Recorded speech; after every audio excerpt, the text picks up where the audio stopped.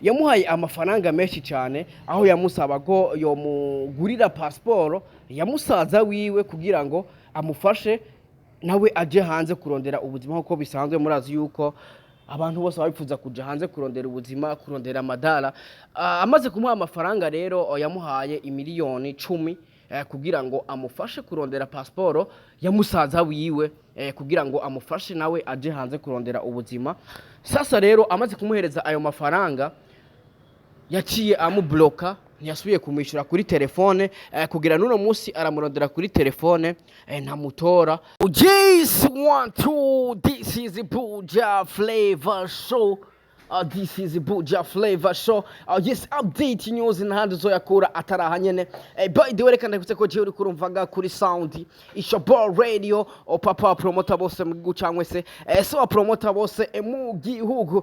Yes, uno munsi rero ndakubise back ndakubwira ati bega ne uzozuraronka update news ne uzozurakura ya makuru abandi batinya kuvuga. Naha nyene ndakubise neza yuko jewe uri kurumva ndise wabo ndabasumba ndabaganje. Yes, uno munsi nakubwira neza yuko rero nimwe mu nkuru ziriko ziravugwa muri Saudiya cyangwa se mu bihugu by'abarabu, aho navuga neza yuko mu barabu urazi neza yuko hari abigeme benshi b'abarundi kazi bava ngaha mu Burundi bagiye guhiga ubuzima hanze y'igihugu, aho bagiye gukora kugira ngo barondere ico bafungura abatunge imiryango yabo. Yes, hari inkuru ibabaje navuga neza yuko rero jewe yanshikiriye, ariko birankaye ko ndayihanganira ndavuga ati iyi nkuru ntegerezwa kuyikora abyanka abikunda. Yes, nuko uvuga ati rero reka ntore ivyuma afate microphone ntangure mvuge ati rero bimeze gute. Niumve ndiko ndavuga uko ni inkuru ibabaje bakunzi ba radio TV show. Ni inkuru ibabaje navuga neza yuko rero aho benshi batangiye gukomanta bavuga ati ibi bintu ntabwo ari byiza na gatoya.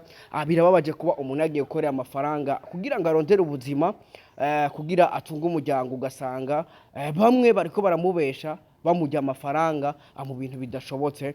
Yes, numwe rero mu bigeme navuga neza yuko ari mu barabu cyangwa se mu bihugu by'abarabu muri Saudiya, aho navuga neza yuko rero agiye kurondera ubuzima avuye ngaha mu Burundi agiye hanze arakora nkuko bisanzwe.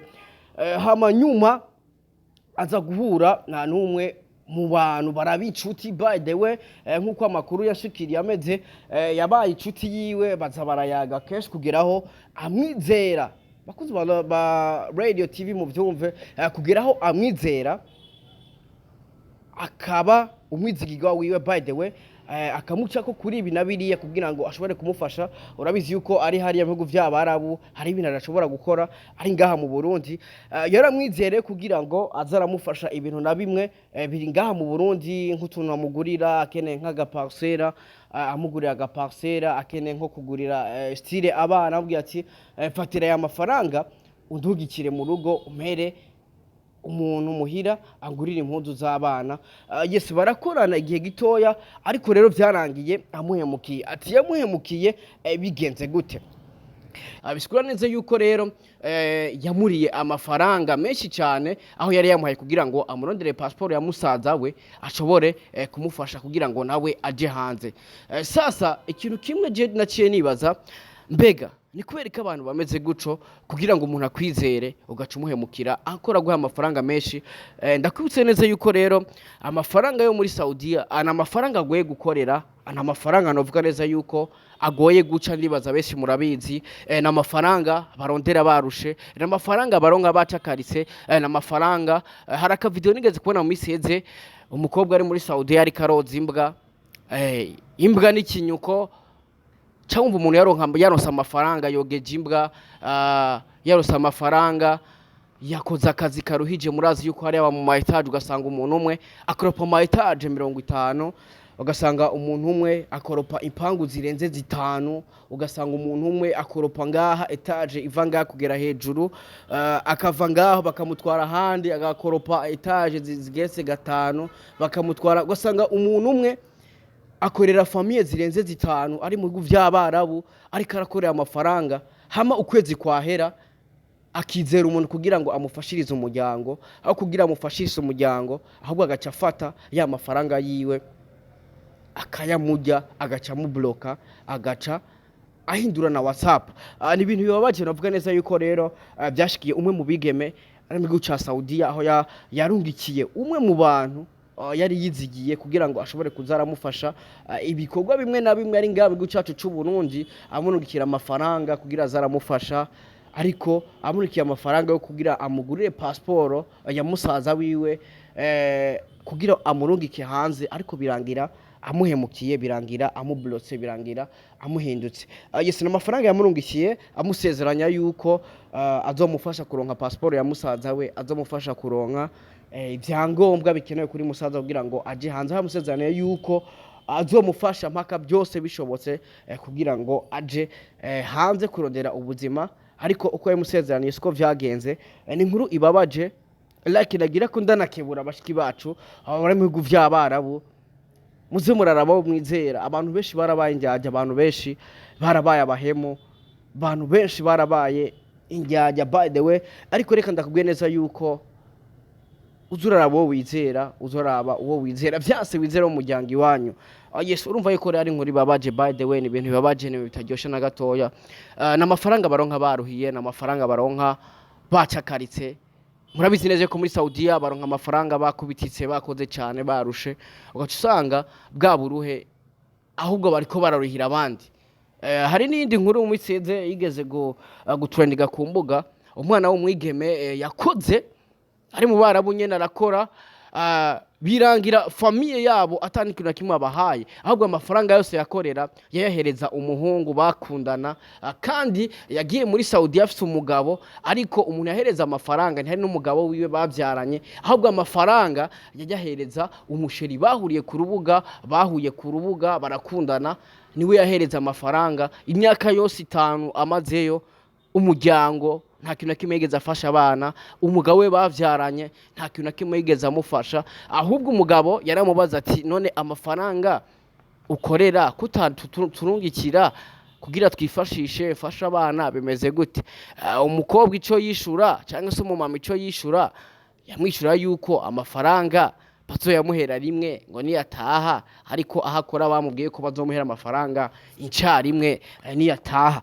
Sasa rero abiza kurangira wa muhungu yahaye amafaranga bakundana, amafaranga y'inyumugabo we kugira ngo afashe abana bavyaranye, ahubwo birangira wa muhungu nawe nyene amuhindutse, yamubesha ko azomutwara, yamubesha yuko ariko arubaka inzu amafaranga muha, agaza fotora inzu z'abandi bantu amwereka ko ari iyo nzu ariko arubakisha, no agakora amuhereza, akamwesha yuko niyaza bazohita babana, ariko mu nyuma biza kurangira nawe nyene amuteye akagere cyangwa se amuhindutse. Birababaje kubona abantu bakora bakaruha, ugasanga barakora cyane bararuha ntibaryama.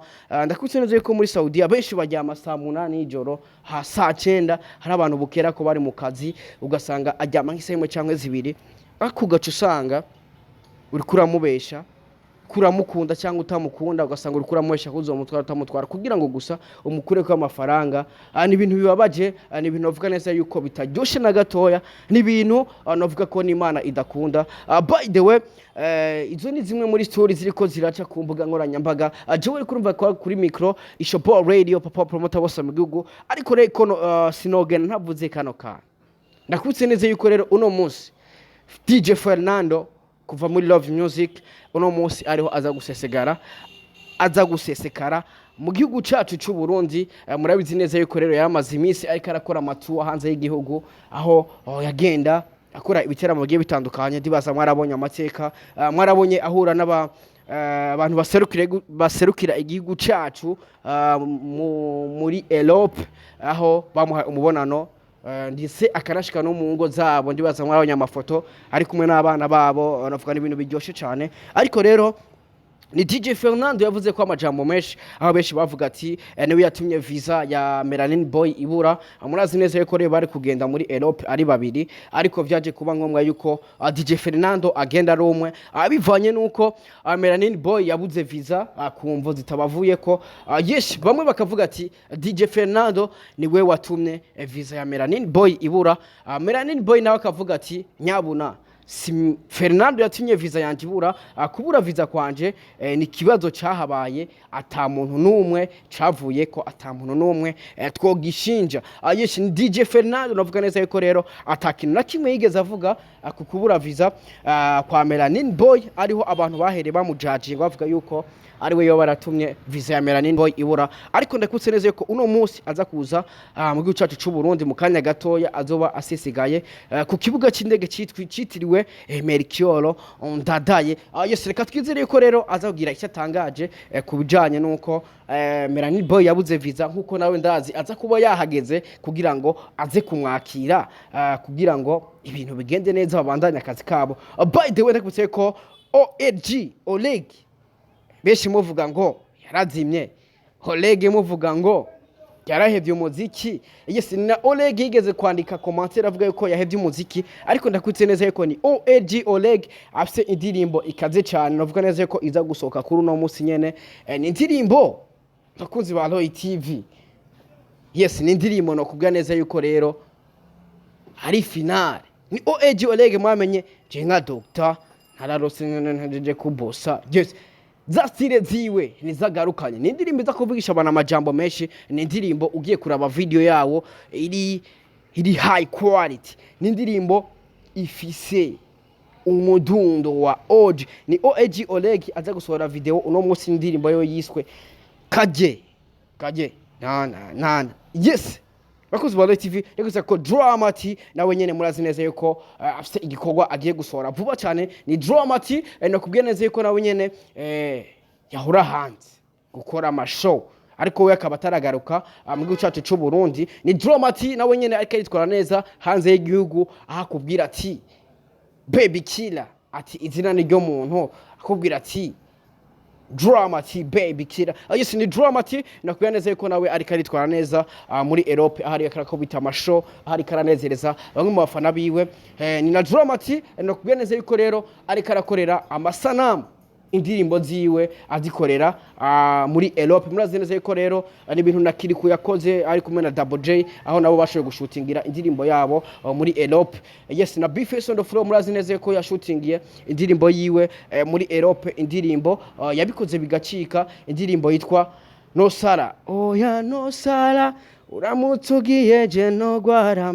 Yes, ni na Dramati nawe nyene ariko arakora tournage muri Europe ku ndirimbo ziyo zishasha. Murabizi yuko Dramati nawe nyene nimwe marimbi badakunze guswata. Yes, reka twitegere rero mbega Dramati nawe azotuzanira kavuye muri Europe. Yes, bimeze gute?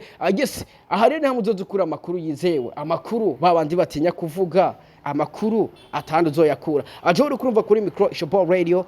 Papa promoter bose mgu ata papa na mwana kugira beho umwana habanza kuba papa. Remember subscribe kugira ngo uzamona professional interview Shop Radio wagwan my people.